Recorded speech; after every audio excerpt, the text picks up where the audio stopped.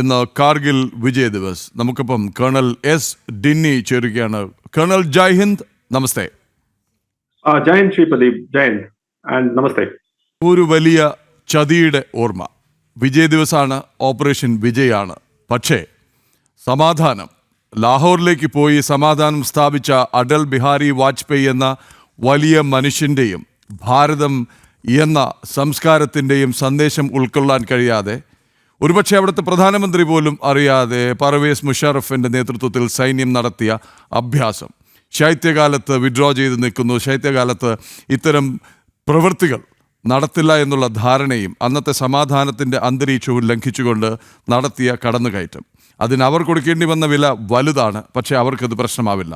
ഒരു കാര്യവുമില്ലാതെ ഭാരതം ബലി കൊടുത്തത് 527 ധീര സൈനികരുടെ ജീവൻ, 1300-ലധികം പേർക്ക് പരിക്കേൽക്കുകയും ചെയ്തു. കേണൽ എസ് ഡിന്നി ഇന്ന് ഒരിക്കൽ കൂടി നമ്മെ അത് ഓർമ്മിപ്പിക്കുന്നതാണ്. ഇന്ന് മാത്രമല്ല, പുതിയ തലമുറ, അതായത് ഇന്ന് 30 വയസ്സ് വരെയുള്ള യുവാക്കൾക്ക് ഒരുപക്ഷെ കാർഗിൽ എന്താണെന്നോ അന്നത്തെ സാഹചര്യം എന്താണെന്നോ എന്തുകൊണ്ട് കാർഗിൽ ഉണ്ടായെന്നോ അറിയണം എന്ന് പോലുമില്ല. 26 വർഷം മുമ്പ് നടന്ന ആ കാർഗിൽ കടന്നുകയറ്റത്തെക്കുറിച്ച് 1, 2 അതിലേക്ക് നയിച്ച സാഹചര്യങ്ങളിലേക്ക് അത് കഴിഞ്ഞു വരാം. കേണൽ ഡിന്നി. ശ്രീ പ്രദീപ്, ആദ്യം തന്നെ ഞാൻ നമ്മുടെ ഇന്ന് കാർഗിൽ വിജയ് ദിവസത്തിൽ ഇപ്പൊ എന്താ കാണുന്ന ലെഫ്റ്റനന്റ് സൗരഭ് കാലിയ പോലുള്ള എന്റെ സീനിയേഴ്സ് ആയിട്ടുള്ള, ഞാൻ അക്കാഡമി പഠിച്ചപ്പോൾ എന്റെ മുമ്പുള്ള സീനിയേഴ്സ് ആയിട്ടുള്ള ഓഫീസേഴ്സ്, ജവാൻസ്, ജെസിയോസ് ഉൾപ്പെടെ 527 ആ വീരയോദ്ധാക്കൾക്ക് എന്റെ സല്യൂട്ട് അർപ്പിക്കുകയാണ്. അവരുടെ കുടുംബാംഗങ്ങളെ ഞാൻ ഓർക്കുകയാണ്. അതുപോലെ തന്നെ ഇന്നും നമ്മളിപ്പോൾ ഇവിടെ സംസാരിച്ചുകൊണ്ടിരിക്കുമ്പോൾ, കേരളത്തിൽ മനോഹരമായ ഈ സ്ഥലത്ത് നമ്മൾ സംസാരിച്ചുകൊണ്ടിരിക്കുമ്പോഴും, നമ്മളെ രാജ്യത്തിന് ഇപ്പോഴും അതിർത്തിയിലും മറ്റു സ്ഥലത്തൊക്കെ കാവൽ നിൽക്കുന്ന അല്ലെങ്കിൽ പ്രൊട്ടക്ട് ചെയ്യുന്ന ആ സൈനികരെയും ഇത് നേരിട്ട് കണ്ടുകൊണ്ടിരിക്കുന്ന സൈനികരുണ്ടെങ്കിൽ അവരെല്ലാവരെയും, ആ സൈനികരെയും അവരുടെ കുടുംബാംഗങ്ങളെയും അവരെയും കൂടെ ഞാൻ ഓർക്കുകയാണ്. അവർക്കും എന്റെ സല്യൂട്ട്. അതുപോലെ തന്നെ ഇതിനു മുൻപ് ഞാൻ ഉൾപ്പെടെയുള്ള പല പൂർവ്വ സൈനികരുണ്ട്, എന്റെ അച്ഛൻ ഉൾപ്പെടെയുള്ള പല പൂർവ്വ സൈനികരുണ്ട്. ആ പൂർവ്വ സൈനികരെയും അവരുടെ കുടുംബാംഗങ്ങളെയും കൂടെ ഓർക്കുകയാണ്. കാരണം ഈ ഒരു ദിവസം ഇവരെ എല്ലാവരുടെയും കൂടെ ഒരു കളക്റ്റീവായിട്ടുള്ള ഒരു പരിശ്രമം അല്ലെങ്കിൽ ഒരു ത്യാഗം, അതിന്റെ ഒരു പരിണാമമാണ് നമ്മൾ ഈ വിജയ് ദിവസ് നമ്മൾ ആഘോഷിക്കുന്നത്. അതുപോലെ തന്നെ ശ്രീ പ്രദീപ് ഉൾപ്പെടെയുള്ള രാജ്യത്തിന്റെ മൊത്തത്തിൽ ഉള്ള ദേശസ്നേഹികൾ, നിങ്ങളെപ്പോലുള്ള ആളുകളാണ് സത്യത്തിൽ നമ്മളെപ്പോലുള്ള സൈനികരും മുൻ സൈനികർക്കൊക്കെ ഒരു പ്രചോദനം. അതായത് രാജ്യം നമ്മളെക്കുറിച്ച് ചിന്തിക്കുന്നു, രാജ്യം നമ്മളെക്കുറിച്ച് ഓർക്കുന്നു, രാജ്യം നമ്മൾ ചെയ്യുന്ന കാര്യങ്ങളെ അവർക്കറിയാം, അതിനൊരു വില കൊടുക്കുന്നു എന്ന് പറയുന്നതാണ് എനിക്ക് തോന്നുന്നു ഏതൊരു സൈനികനും പൂർവ്വ സൈനികരെ സംബന്ധിച്ച് വലിയൊരു കാര്യം. അതിന് ഞാൻ എടുത്തു പറയേണ്ടുള്ളത് ജനം ടിവിയുടെ ആണ്. കഴിഞ്ഞ കുറെ വർഷങ്ങളായിട്ട് ഞാൻ കാണുന്നതാണ്. എല്ലാ വർഷവും വളരെ ഒരു സിൻസിയർ ആയിട്ട്, ആത്മാർത്ഥതയോടുകൂടി കാർഗിൽ വിജയ് ദിവസം ആഘോഷിക്കുകയും അതിന്റെ എന്താണ് ആ കാർഗിൽ വിജയ് ദിവസം, ശ്രീ പ്രദീപ് പറഞ്ഞ പോലെ ഈ തലമുറ എന്തുകൊണ്ട് അത് അറിഞ്ഞിരിക്കണം എന്നുള്ള കാര്യങ്ങൾ ഓരോ വർഷവും കൊണ്ടുവരുന്നത്, അതിന്റെ എന്റെ പ്രത്യേകമായിട്ടുള്ള അഭിനന്ദനങ്ങൾ. സോ ഇതാണ് എനിക്ക് ആദ്യമായിട്ട് പറയാനുള്ളത്. രണ്ടാമതായിട്ട് ശ്രീ പ്രദീപിന്റെ ചോദ്യം വളരെ പ്രസക്തിയുള്ള ഒരു ചോദ്യമാണ്. അതായത് ഒരു 26 വർഷം മുമ്പുള്ളതാണ്. അപ്പൊ ഒരു 4 വയസ്സുള്ള കുട്ടി പോലും ഇന്ന് 30 വയസ്സോളം ആവും. അപ്പം അവനോ അല്ലെങ്കിൽ അവക്കോ ഇന്ന് ഈ കാർഗിലിന്റെ പ്രസക്തി എന്താണെന്ന് അവർക്ക് ചിലപ്പോൾ അറിയണമെന്നില്ല, അല്ലെങ്കിൽ പലർക്കും അറിയായിരിക്കും, പക്ഷെ പലർക്കും അറിയാത്തവരുണ്ട്. അതിന്റെ ഒരു ഫസ്റ്റ് ആൻഡ് ഫോർമോസ്റ്റ് നമ്മൾ മനസ്സിലാക്കുന്നത്, നമ്മുടെ രാജ്യത്തിന് നമ്മളെ അയൽക്കാരെ നമുക്ക് ചൂസ് ചെയ്യാൻ പറ്റത്തില്ല, നമുക്ക് തെരഞ്ഞെടുക്കാം. നമുക്ക് ഇന്ന ആളുകൾ മാത്രമേ നമ്മൾ അയൽക്കാരായി പാടുള്ളൂ. നമുക്ക് അയൽവാസ് രാജ്യമായിട്ട് അത് വിധിയാണ്, അല്ലെങ്കിൽ അത് ജോഗ്രഫിയാണ്, അതൊരു ഫാക്ട് ആണ്. അങ്ങനെയുള്ള ഒരു അയൽവാസി രാജ്യമാണ് പാകിസ്ഥാൻ. പാകിസ്ഥാന്റെ 1947 നമ്മളെ കൂടെ തന്നെ അവർക്കും ഇൻഡിപെൻഡൻസ് കിട്ടി. അന്ന് തൊട്ട് തുടങ്ങിയ അവരുടെ ഒരു കാര്യമുണ്ട്. അതായത് അവരെന്താണ് അവരുടെ രാജ്യത്തിന്റെ നിലനിൽപ്പ് എന്ന് പറഞ്ഞാൽ, അവരുടെ രാജ്യത്തിന്റെ ഐഡന്റിറ്റി എന്ന് പറഞ്ഞാൽ ഭാരതത്തിനെ തകർക്കുക എന്നുള്ള ഒരു ഐഡന്റിറ്റിയാണ്. ആ രീതിയിലാണ് അവരുടെ നിലനിൽപ്പ്. കാരണം അല്ലെങ്കിൽ അവരെന്തിനാണ് ഇവിടുന്ന് പോയത്, അല്ലെങ്കിൽ എന്തിനാണ് ആ രാജ്യം ഉണ്ടായത്, അതിനൊരു പ്രസക്തിയുമില്ല. അപ്പൊ അങ്ങനെ ഉള്ള ഒരു ഐഡന്റിറ്റി ക്രിയേറ്റ് ചെയ്യാൻ വേണ്ടി അവിടുത്തെ ഏറ്റവും പവർഫുൾ ആയിട്ടുള്ള അവിടുത്തെ അതോറിറ്റി അല്ലെങ്കിൽ അവിടുത്തെ ഇൻസ്റ്റിറ്റ്യൂഷൻ എന്ന് പറയുന്ന പാകിസ്ഥാൻ ആർമി 1947-48 തൊട്ട് തുടങ്ങിയതാണ്. 1948 ആദ്യമായിട്ട് ജമ്മു കാശ്മീർ ഇതേ ഏരിയയിൽ നുഴഞ്ഞു കയറാൻ ശ്രമിച്ച് അത് പിടിച്ചെടുക്കാൻ ശ്രമിച്ചത്. കാരണം എന്തുകൊണ്ടാണ്? പാകിസ്ഥാൻ എന്ന് പറയുന്നതിനകത്ത് ആ പഞ്ചാബ്, അഫ്ഗാനിസ്ഥാൻ, കെ വരുമ്പോ കശ്മീരാണ്. അപ്പൊ ആ കശ്മീർ ഇല്ലാതെ എന്ത് പാകിസ്ഥാൻ എന്നുള്ള അവരുടെ ഒരു ബിലീഫ് ഉണ്ട്. അപ്പൊ ആ ബിലീഫിലാണ് അവർ നിരന്തരമായിട്ട് 1948 തൊട്ട് നുഴഞ്ഞു കയറി നേരിട്ടുള്ള യുദ്ധം, നിഴൽ യുദ്ധം, അല്ലാത്ത യുദ്ധം എങ്ങനെയെങ്കിലും അതിനെ പിടിച്ചടക്കണം എന്നുള്ളതാണ്. ഓരോ തവണ അവർ തിരിച്ചടി നേരിട്ടുകൊണ്ടിരിക്കുകയാണ്. അതിന്റെ ഏറ്റവും അവസാനത്തെ ഉദാഹരണമാണ് ഓപ്പറേഷൻ സിന്ദൂറിലൂടെ നമ്മൾ കാണുന്നത്. അപ്പൊ ഇന്നത്തെ നമ്മുടെ തലമുറ മനസ്സിലാക്കേണ്ടുള്ളത്, നമ്മൾ ഇവിടെ വളരെ സേഫ് ആയിട്ട് ഇരിക്കുന്നെങ്കിൽ, നമ്മളെ കേരളത്തിൽ വലിയ പ്രശ്നങ്ങളൊന്നും കാണുന്നില്ലെങ്കിൽ, അങ്ങനെ അല്ല സാഹചര്യം. കാരണം നമ്മളെ തൊട്ട് അയൽവാസമായിട്ടുള്ള ഒരു രാജ്യം പാകിസ്ഥാൻ ഭാരതത്തിനെ എങ്ങനെയെങ്കിലും ഇല്ലാതാക്കണം എന്നുള്ള നിരന്തരമായിട്ടുള്ള കോൺസ്റ്റന്റ് ആയിട്ട് നമ്മളിപ്പോ സംസാരിച്ചുകൊണ്ടിരിക്കുമ്പോൾ തന്നെ അവിടെ ആളുകൾ ഇതിനെക്കുറിച്ച് പ്ലാനിങ്ങും ഇതിനെക്കുറിച്ച് എങ്ങനെയാണ് ഇത് ചെയ്യാൻ പറ്റുന്നതെന്നുള്ള രീതിയിൽ അതിന്റെ ഓരോ മാനിഫെസ്റ്റേഷൻസ് ആണ് ഈ പെഹൽഗാം അറ്റാക്ക്, കാർഗിൽ, അതിനു മുൻപുള്ള 1965 യുദ്ധം, 71 അവരെ കയ്യിരിപ്പ് കൊണ്ടാണെങ്കിൽ തന്നെയും അവിടെയും അവർ കശ്മീരിലേക്ക് ഒരു കടന്നുകയറ്റം ചെയ്യാനുള്ള ശ്രമം നടത്തി. അപ്പൊ അങ്ങനെ പിന്നെ 1948. അപ്പൊ ഇതേപോലെ ഓരോ പ്രാവശ്യവും അവർ ചെയ്യാനുള്ള ഒരു ശ്രമം നടത്തിക്കൊണ്ടിരിക്കുകയാണ്. അപ്പൊ ഇന്നത്തെ തലമുറ മനസ്സിലാക്കേണ്ടുള്ളത്, നമ്മളൊരു സമാധാനമായിട്ടുള്ള ഒരു രാജ്യമാണ്. നമ്മളെ പ്രയോറിറ്റി എന്താണ്? നമ്മളെ പ്രയോറിറ്റി വികസനമാണ്. അതായത് നമ്മളെ പ്രയോറിറ്റി രാജ്യത്തുള്ള എല്ലാവരെയും ഒരുമിച്ച് അവരുടെ ലൈഫ് സ്റ്റൈൽ അല്ലെങ്കിൽ അവരുടെ ലിവിങ് സ്റ്റാൻഡേർഡ്സ് ഇംപ്രൂവ് ചെയ്യുക, അതിനു വേണ്ടിയുള്ള ശ്രമമാണ്. അത് ഞാൻ ഒരു നോൺ പാർട്ടി, അതായത് പൊളിറ്റിക്കൽ ആയിട്ട് പറഞ്ഞ ഒരുവിധം എല്ലാ രാഷ്ട്രീയ പാർട്ടിക്കാരും അത് തന്നെയാണ് ഫോളോ ചെയ്തത്. അതായത് നമുക്ക് നമ്മളെ രാജ്യത്തിന്റെ വികസനം മുന്നോട്ട് കൊണ്ടുപോവുക എന്നുള്ളതാണ്. അതിന് പല പ്രധാനമന്ത്രിമാർ വന്ന് അതിന് പല രീതിയിലുള്ള എംഫസിസ് കൊടുത്തിട്ടുണ്ടെങ്കിലും പൊതുവെ നമുക്കൊരു യുദ്ധത്തിലേക്ക് പോകാനുള്ള ഒരു മാനസിക ശൈലി അല്ല. അതിന്റെ കാരണവും നമ്മുടെ സംസ്കാരമാണ്. നമ്മുടെ സംസ്കാരത്തിൽ ചെന്ന് മറ്റുള്ളവരെ ചെന്ന് ഉദ്ധരിക്കുക എന്നുള്ള നമ്മുടെ സംസ്കാരത്തിന്റെ ഭാഗമേ അല്ല. നമുക്ക് എല്ലാവരെയും ഉൾക്കൊള്ളാൻ പറ്റുന്ന ഒരു സംസ്കാരമാണ്. ആ സംസ്കാരത്തിൽ മറ്റുള്ളവർ പോയി നശിപ്പിച്ചാൽ മാത്രമേ നമുക്ക് വളരൂ എന്നൊന്നുമില്ല. നമുക്ക് തന്നെത്താൻ വളരാനുള്ള ശക്തിയുണ്ട്. അത് ആധ്യാത്മിക രംഗത്തുമുണ്ട്, സാമൂഹിക രംഗത്തുമുണ്ട്, രാഷ്ട്രീയ രംഗത്തുമുണ്ട്, സാമ്പത്തികമായിട്ടുള്ള രംഗത്തുമുണ്ട്, എല്ലാ സൈനികമായിട്ടുള്ള രംഗത്തുണ്ട്. ഇതെല്ലാം കൊണ്ട് നമുക്ക് നമ്മളെ സെൽഫ് കോൺഫിഡൻസ് ഒന്നും ഒരിക്കലും ഒരു പ്രശ്നമില്ല. അതുകൊണ്ട് നമ്മൾ ഗ്രോ ചെയ്തുകൊണ്ടിരിക്കുകയാണ്. അതാണ് നമ്മുടെ ഈ കാർഗിലിന്റെ ഏറ്റവും വലിയ പാഠം എന്ന് പറഞ്ഞാൽ, നമ്മളെ നേർക്ക് എപ്പോ വേണമെങ്കിലും ഏത് രീതിയിൽ വേണമെങ്കിലും പാകിസ്ഥാൻ സൈന്യം നമ്മളെ തകർക്കാൻ വേണ്ടിയുള്ള ശ്രമങ്ങൾ നടത്തിക്കൊണ്ടിരിക്കുകയാണ്. ഇനി പണ്ടും നടത്തിക്കൊണ്ടിരിക്കുകയായിരുന്നു. അപ്പൊ അതാണ് ഇന്നത്തെ തലമുറ മനസ്സിലാക്കേണ്ടുള്ളത്. ദാറ്റ് നമ്മളൊരു വാർ ഇല്ല എന്ന് പറയുമ്പോഴും നമ്മളെ പല സൈനികരും ഇപ്പോഴും കോൺസ്റ്റന്റ് വാറിലാണ്. അതായത് അവരിപ്പോ നോക്കൂ, സിയാച്ചിൻ പോലുള്ള ഒരു പ്രദേശത്ത് അവരുടെ യുദ്ധം അവിടുത്തെ വെതറുമായിട്ടാണ്. ഇപ്പൊ ഞാൻ ഗൽവാൻ അല്ലെങ്കിൽ ലഡാക്ക് ഏരിയയിൽ ഞാൻ അവിടുത്തെ കമാൻഡിംഗ് ഓഫീസർ ആയിരുന്നു. അവിടെ ഞങ്ങൾ ചൈനീസ് മാത്രമല്ലായിരുന്നു, അവിടെ ചെന്ന് നിന്ന് ഓപ്പറേറ്റ് ചെയ്യുന്ന തന്നെ അത് വലിയൊരു യുദ്ധമാണ്. കാരണം അത്രമാത്രം ശാരീരികമായിട്ടുള്ള പ്രശ്നങ്ങളൊക്കെ നേരിടുന്ന ഒരു സ്ഥലമാണ്. അപ്പം എല്ലാ ദിവസവും പല സൈനികരും, അതിനകത്ത് ചിലപ്പോൾ നിങ്ങളെയൊക്കെ കുടുംബാംഗങ്ങൾ കാണും, അല്ലാത്തവർ കാണും, നിങ്ങൾക്ക് അറിയാത്തവർ കാണും, അവര് നിരന്തരമായിട്ട് അവരുടെ ആരോഗ്യവും അവരുടെ യൗവനവും ഇതൊക്കെ കൊടുത്തിട്ടാണ് അവിടെ നിൽക്കുന്നത്. അപ്പൊ ചിലർ ചോദിക്കുമ്പോൾ അത് സൈനികരല്ലേ, അവർക്ക് ശമ്പളം കിട്ടുന്നില്ല. ശമ്പളം കിട്ടാൻ വേണ്ടിയുള്ള ഒരു സേവനമല്ല സർ, ഇതൊരു പാഷനാണ്, ഇതൊരു വേ ഓഫ് ലൈഫാണ്. ശമ്പളം കിട്ടണമെങ്കിൽ അല്ലെങ്കിൽ പൈസ ഉണ്ടാക്കുകയാണെങ്കിൽ നമുക്കറിയാം കേരളത്തിൽ അലശ്യം മറ്റു സ്ഥലത്ത് എത്രയോ രീതിയുണ്ട്. ഇത് ഒരു ഹിന്ദിയിൽ ശ്രീ പ്രദീപിനൊക്കെ അറിയാം, ഒരു ജസ്ബയാണ്, ഒരു പാഷനാണ്. ആ പാഷനാണ് എന്റെ രാജ്യത്തിന് വേണ്ടി ഞാൻ പോയി എനിക്ക് എന്താ ചെയ്യാൻ പറ്റും എന്നുള്ള രീതിയിലേക്ക് പോകുന്ന ഒരു കൂട്ടം ആളുകൾ, ആൺകുട്ടികളും പെൺകുട്ടികളാണ് പോയി നമ്മളെ രാജ്യത്തിന് വേണ്ടി കാക്കുന്നത്. അവരുടെ ഒരു എക്സാമ്പിൾ ആണ് അവിടെ നമ്മൾ കാർഗിൽ കണ്ടത്. അവരുടെ ത്യാഗമാണ്. അല്ലെങ്കിൽ ഒരു രീതിയിലും പണ്ട് എനിക്ക് ഓർമ്മയുണ്ട്, ഈ ഒരു കാർഗിൽ യുദ്ധത്തിന്റെ സമയത്ത് ശ്രീ പ്രദീപ് കുറെ ഡിപ്ലോമാറ്റ്സിനെ വിളിച്ചിട്ട് നമ്മളെ DGMO ലെവൽ ഓഫീസേഴ്സ് അവർക്ക് ഇങ്ങനെ ബ്രീഫിംഗ് കൊടുക്കുകയായിരുന്നു. അതിനകത്ത് ഇങ്ങനെ ബ്രീഫിംഗ് കൊടുത്ത സമയത്ത് അവർ നോക്കിയപ്പോൾ അവരിങ്ങനെ അത്ഭുതത്തോടെ തോന്നി, എങ്ങനെയാണ് നിങ്ങൾ ഈ 14,000-16,000 അടി ഒരു മലകളിൽ നിങ്ങൾ എങ്ങനെയാണ് മേളിൽ കയറിയിട്ട് ഇതിനെ നിങ്ങൾ അവരെ പിന്തള്ളിയെന്ന്. ഞങ്ങളായിരുന്നെങ്കിൽ അതിനകത്ത് ഒരു വെസ്റ്റേൺ ഡിപ്ലോമാറ്റ് പറയുമായിരുന്നു, ഞാൻ അതിന്റെ പേരെടുക്കുന്നില്ല, quote and quote we would have just nuked them. അതായത് നമ്മളായിരുന്നു ജസ്റ്റ് ഒരു ന്യൂക്ലിയർ ബോംബ് ഇട്ടാണ്, കാരണം നമുക്ക് ഇത്രയൊന്നും ചെയ്യാൻ പറ്റില്ല എന്നുള്ള രീതിയിലാണ്. അപ്പൊ ആ രീതിയിലുള്ള ഒരു സേനയാണ് നമ്മുടെ സേന. ആ സേനയെ വേണം നമ്മൾ അഭിമാനം കാണാൻ വേണ്ടി.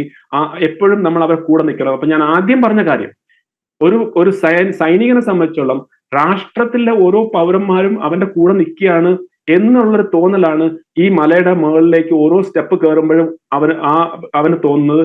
ആ തോന്നലാണ് അവന് സ്വന്തം ജീവൻ പോലും കൊടുക്കാൻ ഒരു മടിയുമില്ലാതെ എടുത്ത് ആ രീതിയിലേക്കുള്ള ഒരു ത്യാഗം, അല്ലെങ്കിൽ ആ രീതിയിലേക്കുള്ള എന്താ പറഞ്ഞ അതൊരു സർവീസ് എന്നുള്ള രീതിയിലാണ് ചെയ്യുന്നത്. ത്യാഗം പോലും അവർ കൺസിഡർ ചെയ്യുന്നില്ല.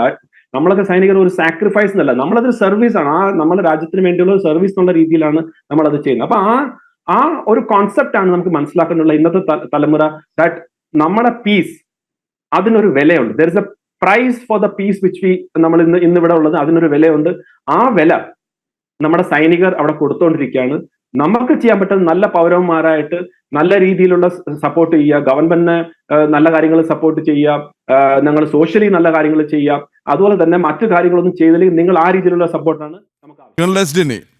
ഒന്ന്, ഒട്ടനവധി പ്രേക്ഷകർ അങ്ങേക്കും ജനൻ ടി വിക്കും നമ്മുടെ ധീര ദേശാഭിമാനികളായ യുദ്ധ വീരന്മാർക്ക്, നമ്മുടെ ധീര സേനാനികൾക്ക് ആദരം അർപ്പിച്ചിട്ടുണ്ട്. നമ്മുടെ സ്ഥിരം പ്രേക്ഷകരായ RK വൈകുണ്ഠം, സദാനന്ദൻ നെടുതലം, ഉഷ നെല്ലൂർ, പ്രകാശൻ വേലുക്കുട്ടി, മുരളീധരൻ ജി, ശ്രീജിത്ത്, വിജേഷ് ജി, ഇങ്ങനെ ഒട്ടനവധി പ്രേക്ഷകർ, അജിത് ഭാസ്കർ തുടങ്ങിയവർ ആദരം അർപ്പിക്കുന്നു, സല്യൂട്ട് ചെയ്യുന്നു.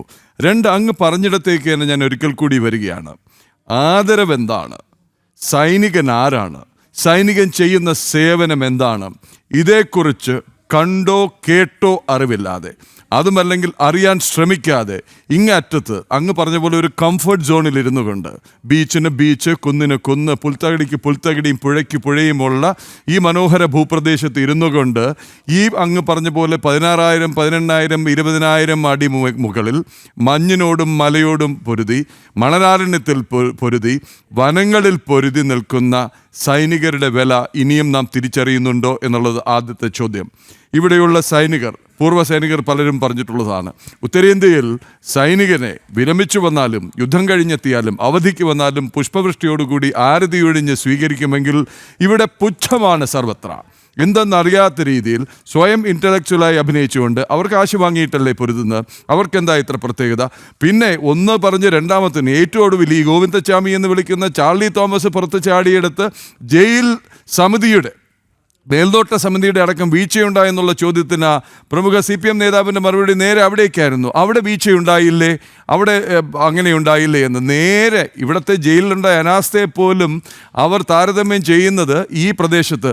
അങ്ങ് പറഞ്ഞതിന് ഉത്തരം നമുക്ക് സാധിക്കുമായിരുന്നെങ്കിൽ ഭാരതത്തെ എടുത്ത് നേരെ കീഴ്മേൽ വയ്ക്കാമായിരുന്നു. ഈ കേരളത്തെ കൊണ്ട് ഈ അതിർത്തി പ്രദേശത്ത് വെച്ചുകൊടുത്ത് 3 മാസം പാർപ്പിച്ചിരുന്നുവെങ്കിൽ ഇതിനൊക്കെ ഒരു പക്ഷേ മറ്റൊരു വാദവുമില്ലാതെ, അങ്ങ് ഈ വെസ്റ്റേൺ ഡിപ്ലോമാറ്റ് പറഞ്ഞതുപോലെ ഒരു nuke, we would have nuke them എന്ന് പറഞ്ഞ പോലെ ഒരൊറ്റ ചികിത്സയായിരുന്നു ഇതിനുള്ളത്. എനിക്കതാ ചോദിക്കാനുള്ളത്. ഈ ഒരു പുച്ഛത്തിൽ നിന്ന് പുതിയ തലമുറ മാറിക്കഴിഞ്ഞു, ഭാരതം മാറുകയാണ്, അതിനൊപ്പം ചിന്താഗതിയും മാറുകയാണ്. മടിച്ച് നിന്നെങ്കിലും കേരളവും മാറുകയാണ്. സൈനികൻ ആരാണെന്നും സൈനികൻ ഭാരതത്തിന് വേണ്ടി, നാടിന് വേണ്ടി ചെയ്യുന്ന എന്താണെന്നും ഇനിയും തിരിച്ചറിയണ്ടേ? തീർച്ചയായിട്ടും ശ്രീ പ്രദീപ്. അതുപോലെ തന്നെ പറഞ്ഞ നമുക്ക് വേണ്ടിയുള്ള വിഷസ് തന്ന എല്ലാവർക്കും എന്റെ നമസ്കാരം. വളരെ നന്ദി. നിങ്ങളെപ്പോലുള്ള ആളുകളാണ് എപ്പോഴും നമുക്ക് ഒരു സോഴ്സ് ഓഫ് ഇൻസ്പിറേഷൻ.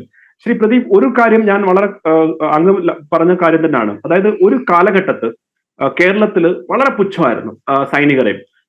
അതൊക്കെ അവരൊരു ഒരു ടിപ്പിക്കൽ ആയിട്ടുള്ള ഒരു രീതിയിലായിരുന്നു സൈനികരെ വെച്ചിട്ടുള്ളത്. ഒരു കോമാളി ഒരു രീതി, അതൊരു തമാശ, എന്തെങ്കിലുമൊക്കെ വിഡിത്തം പറയുന്ന രീതിയിൽ, അതൊക്കെ അതിനൊരു വലിയൊരു പങ്ക് സിനിമകളിലും മറ്റു കാര്യങ്ങളൊക്കെയാണ്. അതിൻ്റെ ഉള്ള ആ ഒരു ടൈപ്പ് കാസ്റ്റ് എന്നുള്ള രീതിയിലേക്ക് ചെയ്തു. ഈ സൈനികരെ കുടുംബാംഗങ്ങൾക്ക് മാത്രമേ അറിയത്തുള്ളൂ ഇവരെന്താണെന്നുള്ളത്. പിന്നീട് ഇപ്പം പുതിയ തലമുറ, സോഷ്യൽ മീഡിയയുടെ തലമുറ, അതിൽ വലിയൊരു മാറ്റം ഞാൻ കാണുന്നുണ്ട്. പ്രത്യേകിച്ച് യങ്സ്റ്റേഴ്സ് ആയിട്ടുള്ള, അതെനിക്ക് വളരെ ഒരു പോസിറ്റീവായിട്ട് കാണുന്ന, അവരിൽ ഈ ഒരു മാറ്റം കാണും. കാരണം അവർക്കിന്ന് സോഷ്യൽ മീഡിയയിലൂടെ എക്സാക്ട്ലി അറിയാം ഒരു സൈനികൻ എന്താണെന്ന്, ഒരു ഇൻഫൻട്രി ഓഫീസർ എന്താണെന്നും, ഒരു സ്പെഷ്യൽ ഫോഴ്സസ് ഓഫീസർ എന്താണെന്നും, ഒരു എയർഫോഴ്സ് പൈലറ്റ് എന്താണെന്നും, ഫൈറ്റർ പൈലറ്റ് എന്താണെന്നും, നേവിയിൽ എന്താണെന്നും. ശ്രീ പ്രദീപ്, എനിക്ക് ഒരു നിരന്തരം എല്ലാ ദിവസവും അറ്റ്ലീസ്റ്റ് 1-2 കുട്ടികളെങ്കിലും എന്നെ വിളിക്കും, NDAയിൽ എങ്ങനെയാണ് ജോയിൻ ചെയ്യേണ്ടുള്ളത്, നേവിയിൽ എങ്ങനെയാണ് ജോയിൻ ചെയ്യേണ്ടുള്ളത്, ആർമിയിൽ എങ്ങനെയാണ് ജോയിൻ ചെയ്യേണ്ടത്. അപ്പൊ അത് ഞാൻ കാണുന്ന ഒരു പോസിറ്റീവ് ആയിട്ടുള്ള ഒരു മാറ്റമാണ്. ആ മാറ്റത്തിന്റെ കാരണം ഞാൻ പറഞ്ഞ പോലെ ഇപ്പൊ അവയർനെസ് ഉണ്ട്. അതിനകത്ത് മാധ്യമങ്ങളായിട്ടുള്ള, പ്രത്യേകിച്ച് ജനം TV പോലുള്ള TVകൾക്ക് വലിയ റോളുണ്ട്. കാരണം ആ യഥാർത്ഥത്തിലുള്ള എന്താണ് എന്നുള്ള ഒരു കാര്യം ജനങ്ങളിലേക്ക് കൊണ്ടുവരിക.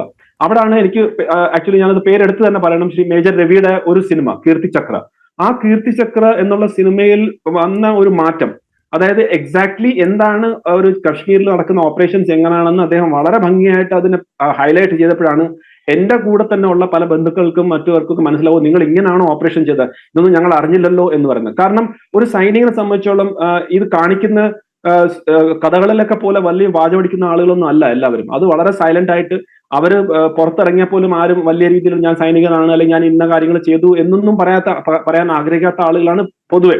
ചിലപ്പോൾ കുറച്ചു പേര് കാണും സംസാരിക്കുന്നത് അല്ലെങ്കിൽ അങ്ങനത്തെ രീതിയിലൊക്കെ പറയുന്നത്. പക്ഷെ ഒരു പൊതുവെ ഉള്ള ആളുകൾ അവരവർ സൈലന്റ് ആയിട്ടുള്ള പ്രവർത്തിക്കുന്നതാണ്. അവരെ ഏത് മേഖലയിൽ വിട്ടാലും അവരവിടെ നന്നായിട്ട് ചെയ്യും. അതിനകത്ത് യാതൊരു സംശയമില്ല. കാരണം അവരുടെ കരുത്ത് എന്ന് പറഞ്ഞാൽ അവരുടെ ആ ഡിസിപ്ലിനും അവർ ഓർഗനൈസേഷനിൽ നിന്ന് പഠിച്ച ടീം സ്പിരിറ്റും അവരുടെ ആ ഒരു പാഷൻ ഉണ്ടല്ലോ, ഒരു നമ്മൾ ചെയ്യുന്ന കാര്യം എന്തിനു വേണ്ടിയാണ്, ഇത് പൈസ ഉണ്ടാക്കാൻ വേണ്ടിയോ അല്ലെങ്കിൽ എനിക്ക് പ്രശസ്തിക്ക് വേണ്ടിയോ അല്ല, എനിക്ക് ഇതെന്റെ രാജ്യത്തിന് വേണ്ടിയാണെന്നുള്ള ഒരു കോർ ബിലീഫ് ഉണ്ട്. അത് അവർ ഏതൊരു മേഖല, അതുകൊണ്ടാണ് ഞാൻ ഇപ്പം കാണുന്ന ഏത് ഒരു ജവാൻ ആയിട്ട് വന്നിട്ടുള്ള ആളുകൾ പോലും എത്ര ഭംഗിയായിട്ടാണ് അവർ ഓരോ വലിയ വലിയ സ്ഥാപനങ്ങളിൽ നടത്തുക. കാരണം എനിക്ക് വലിയ അതിശയമൊന്നുമില്ല, കാരണം അവരെല്ലാം കാപ്പബിലിറ്റി ഉണ്ടെന്ന് നമുക്കറിയാം. അപ്പൊ ആ രീതിയിലുള്ള ഒരു മാറ്റം നമ്മളിപ്പോ കാണുന്നുണ്ട് ഡെഫിനറ്റ്ലി. പിന്നെ കേരളത്തില് അതിന്റെ ഒരു പഴയ കാലത്ത് എന്തുകൊണ്ട് ആ ഒരു ഫീലിംഗ് വന്നില്ല എന്നുള്ളതിന്റെ കാരണം, കേരളം ഈ ജോഗ്രഫി കാരണം ഒരിക്കലും യുദ്ധം കണ്ടിട്ടില്ല. യുദ്ധം കണ്ടിട്ടുള്ള സ്റ്റേറ്റ്സ്, പ്രത്യേകിച്ച് രാജസ്ഥാൻ, പഞ്ചാബ്, ഈ പ്രദേശങ്ങൾ, അവർ യുദ്ധം നേരിട്ട് കണ്ടിട്ടുണ്ട്. അതുകൊണ്ടാണ് അവർക്ക് എക്സാക്ട്ലി അറിയാം ഒരു സൈന്യം എന്താണെന്ന്. അതുകൊണ്ട് നമ്മൾ അവിടെ ചെന്ന് കഴിഞ്ഞാൽ നമ്മൾ ഒന്നും നോക്കേണ്ട ആവശ്യമില്ല. അവർ വന്ന് നമ്മളെ ഇപ്പൊ ടെന്റ് അടിക്കാൻ തുടങ്ങി കഴിഞ്ഞാൽ അവർ വന്ന് നമ്മളെ ടെന്റ് അടിച്ച് അവരെ ഹെൽപ്പ് ചെയ്യും. ഫുഡ് കൊണ്ടുവരും, പാല് കൊണ്ടുവരും, അങ്ങനത്തെ ഉള്ള. കാരണം ഒരു യുദ്ധം വരുമ്പം ഈ ആളുകളെ പ്രൊട്ടക്ട് ചെയ്യാൻ വേണ്ടിയുള്ള അവസാനത്തെ ആളുകൾ സൈന്യമാണെന്ന് അവർക്ക് നന്നായിട്ട് അറിയാം. അവരുടെ തന്നെ കുടുംബങ്ങൾ അവിടെ സൈന്യത്തിലുണ്ട്. അപ്പം ഇന്ന് സമയം മാറുന്നുണ്ട്, കാലം മാറിയ അനുസരിച്ച് കേരളത്തിലും ആ മാറ്റമുണ്ട്. പിന്നെ ഒരു കാര്യം കൂടെ ഉണ്ട്, സൈന്യം എന്ന് പറയുമ്പം ശ്രീ പ്രദീപ് ദേശീയതയുടെ ഒരു പ്രതീകമാണ്, അത് സിമ്പിൾ ഓഫ് നാഷണലിസം ആണ്. അപ്പൊ പ്രത്യേകിച്ച് നമ്മളെ കേരളത്തില് ദേശീയതമായിട്ട് നിൽക്കുന്ന ഏതൊരു കാര്യത്തിനെയും തകർക്കുക എന്നുള്ളൊരു ലക്ഷ്യമുണ്ടെന്ന് അറിയാമല്ലോ. ആ ലക്ഷ്യത്തിന്റെ ഭാഗത്തുകൂടി ആണ് ഒരു സൈന്യത്തിന് ഒന്ന് ആ പണ്ട കാലത്ത് ഒന്ന് നെഗറ്റീവായിട്ട് ഹൈലൈറ്റ് ചെയ്യുക, യുദ്ധം വേണ്ട എന്നൊക്കെ ഉള്ള രീതിയിലേക്കുള്ള ഒരു വലിയൊരു ഗ്രൂപ്പ് നടക്കുന്ന അവർക്കൊക്കെ ഒരു സൈന്യം എന്ന് പറയുമ്പോൾ അവർക്ക് പുച്ഛമാണ്. യുദ്ധം ഉണ്ടാവാതിരിക്കാൻ വേണ്ടിയാണ് സൈന്യം എന്ന് ഇവർ മനസ്സിലാക്കുന്നില്ല. നിങ്ങളുടെ സൈന്യം എത്രമാത്രം ശക്തിശാലിയാണോ അത്രമാത്രം യുദ്ധം ഉണ്ടാവത്തില്ല. ഒരു സൈനികൻ ഏറ്റവും അവസാനം ആഗ്രഹിക്കുന്ന കാര്യമാണ് യുദ്ധം, അല്ലാതെ നമ്മൾ ഏറ്റവും ഫസ്റ്റ് എടുത്ത് ചാടാൻ യുദ്ധത്തിലേക്ക് പോകാനല്ല. കാരണം യുദ്ധത്തിന്റെ ആ ഒരു മുഖം, ഏറ്റവും ഭയാനകമായിട്ടുള്ള മുഖം, ഏറ്റവും എന്തൊക്കെ നഷ്ടങ്ങൾ സംഭവിക്കാമെന്ന് ഏറ്റവും കൂടുതൽ അറിയാവുന്ന ആളുകൾ സൈനികരാണ്. അപ്പൊ ഒരിക്കലും ഒരു സൈനികൻ ഒരു യുദ്ധപ്രേമിയല്ല, അതായത് നമ്മൾ ഒരു യുദ്ധത്തിന് വേണ്ടി ഇങ്ങനെ മോഹിച്ച് നടക്കുന്നവരല്ല. പക്ഷെ യുദ്ധം നടക്കുകയാണെങ്കിൽ പിന്നെ നമ്മളെ ഒന്നും തടയാൻ സാധിക്കില്ല. നമ്മൾ എന്ത് വില കൊടുത്താലും നമ്മളെ രാജ്യത്തിന് വേണ്ടി കാക്കും, നമ്മളെ രാജ്യത്തിന് വേണ്ടിയുള്ള കാര്യങ്ങൾ ചെയ്യും. അതിനൊരു മാറ്റമില്ല. അപ്പം എനിക്ക് തോന്നുന്നു Shri Pradeep, on A positive not,